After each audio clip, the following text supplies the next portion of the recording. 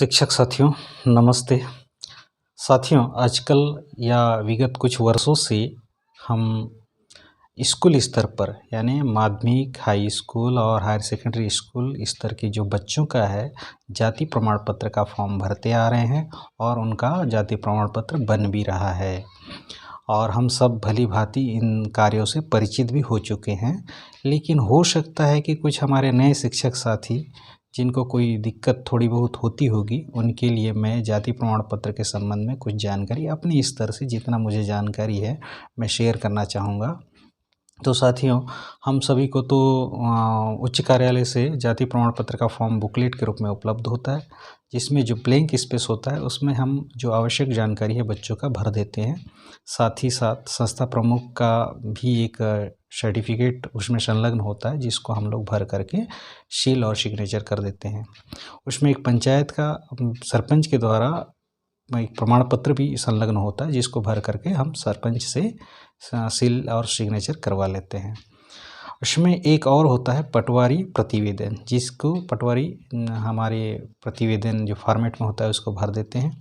साथ ही साथ एक वंशावली तैयार करके देते हैं हमारे पटवारी, और ये वंशावली जो तैयार होता है वो छात्र या छात्र के पूर्वजों का पुराने रिकॉर्ड या पुराना दस्तावेज, जैसे कि मिसल या कोई दाखिल खारिज पंजी है या फिर कोई गिरदावरी रिपोर्ट है या कोई भी राजस्व दस्तावेज या जनगणना रजिस्टर, कोई भी ये पुराना दस्तावेज को आधार बना करके एक वंशावली तैयार की जाती है। उसी वंशावली के आधार पर ही हमें आवश्यक दस्तावेज संलग्न करने होते हैं। आइए जानते हैं, इस वीडियो स्क्रीन में देखेंगे कि किन किन दस्तावेजों की ज़रूरत पड़ सकती है। तो चलिए देखते हैं। इसमें देख रहे हैं एक नमूना वंशावली है। नमूना वंशावली में पालक तो अपना या बच्चे अपने तो मैंने कोई भी एक मिसल लेके आते हैं पुराना दस्तावेज के रूप में। तो उस मिसल के आधार पर ही पटवारी जो है ना, संबंधित बच्चे का एक वंशावली तैयार करते हैं। देख रहे हैं यहाँ स्क्रीन में एक नमूना वंशावली तैयार किया गया है। बी वल्द ए जो मिसल में उल्लेख है, और उसमें जाति भी उल्लेख रहता है, और साथ ही साथ किस सन में बना हुआ है, जैसे 1932-33 या 45-46 इस तरह का। तो ये स्क्रीन में देख रहे हैं एक नमूना वंशावली। नमूना वंशावली में सबसे निचले क्रम में देखेंगे कि निचले क्रम में 3 बच्चे हैं, एल कुमार, एम राम और एन बती। तो हो सकता है कि एक नमूना है समझने के लिए, मान के चलो एल कुमार नाम का कोई एक छात्र है या व्यक्ति है जो हमारी स्कूलों में पढ़ता है, तो स्वाभाविक है उसका एक अंक सूचित होगा ही। मिडिल और हाई स्कूल में पढ़ने वाला बच्चा है तो स्वाभाविक है उसके पास 5वीं का अंक सूचित होगा ही। तो एक पहला दस्तावेज अंक सूची के रूप में लेंगे जो उस छात्र का होगा, जिसमें लिखा हो इस वंशावली के आधार पर एल कुमार का जो पिता का नाम है के लाल। तो अंक सूची में क्या लिखा रहना चाहिए कि एल पिता के जरूर लिखा हो, तभी ये वैलिड होगा। ये पहला दस्तावेज हो गया। दूसरा दस्तावेज क्या होगा कि जो आवेदक हैं के लाल, आवेदक के लाल है तो उसका चाहे आधार कार्ड भी हो सकता है या वोटर कार्ड भी हो सकता है या V1 हो सकता है या अंक सूची भी हो सकता है। B1 इसलिए लगाना जरूरी है क्योंकि ये राजस्व दस्तावेज है, और राजस्व दस्तावेज के आधार पर प्रायः जाति प्रमाण पत्र सत्यापित होता है, इसलिए B1 लगाना जरूरी है। यदि B1 नहीं भी है तो चल सकता है, किंतु जो है ना, यदि हमारे पास B1 है तो ज़रूर लगा लें। क्या है, कई लोग भूमिहीन होते हैं तो उनके लिए ऐसा तो ज़रूरी नहीं है, वो चाहे तो आधार कार्ड, वोटर कार्ड या कोई भी अंक सूची वगैरह लगा सकते हैं।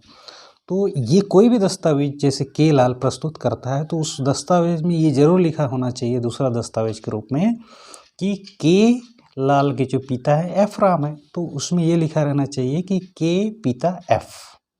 ये हो गया सेकंड दस्तावेज।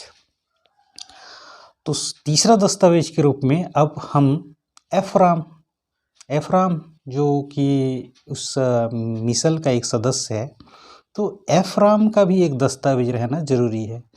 तो एफ राम के पिता डी राम है, तो जो दस्तावेज प्रस्तुत करेंगे तो उसमें एफ पिता डी का उल्लेख रहना चाहिए। ये हो गया तीसरा दस्तावेज। चौथा दस्तावेज जो कि डी राम के लिए लगेगा, तो डी राम का कोई भी दस्तावेज जिसमें डी पिता बी का उल्लेख हो, ठीक है। इस तरह से ये चौथा दस्तावेज। और पांचवा दस्तावेज ऑलरेडी मिसल होगा, जिसमें बी के लिए प्रस्तुत करना है, तो जिसमें तो ऑलरेडी लिखा हुआ है मिसल में बी वल्द ए, तो ये मिसल के रूप में होगा ये पांचवा दस्तावेज। छठवां दस्तावेज क्या लग सकता है कि कई बार मांगा भी जाता है, कई बार नहीं भी मांगा जाता है, तो पंचायत का प्रस्ताव भी हम संलग्न कर सकते हैं। तो अब बात आती है कि कई हमारे जो इस नमूना वंशावली में मान के चलो कोई मृत है कोई सदस्य, तो उसके जगह में अब हमें तो आधार कार्ड हो सकता है न मिले, वोटर कार्ड न मिले, या फिर कोई भी दस्तावेज न मिले, तो उस स्थिति में हम पंचनामा भी दे सकते हैं या मृत्यु प्रमाण पत्र भी संलग्न कर सकते हैं। तो जितना जैसा ऐसा नहीं हर किसी के लिए ये इस प्रकार का बने या इस प्रकार का दस्तावेज देना, इतना दस्तावेज देना पड़े, नहीं, ऐसी बात नहीं है। जो जिसका वंशावली लंबा होगा उतना ही उनको दस्तावेज संलग्न करने होंगे, और यदि छोटा वंशावली है तो स्वाभाविक के 2-3 पेपर से भी जाति प्रमाण पत्र बन सकता है। तो इसका आप लोग स्क्रीनशॉट भी ले सकते हैं, इसमें पूरा लिखा हुआ है। तो मेरे तरफ से ये कोशिश है, हो सकता है कि कहीं पर जो है ना मैंने चूक करी हो, तो आप लोग भी अपने स्तर से सुधार सकते हैं। लेकिन प्रायः इसी तरह का जो है ना मिसल के आधार पर आवश्यक दस्तावेज संलग्न करने होते हैं। धन्यवाद।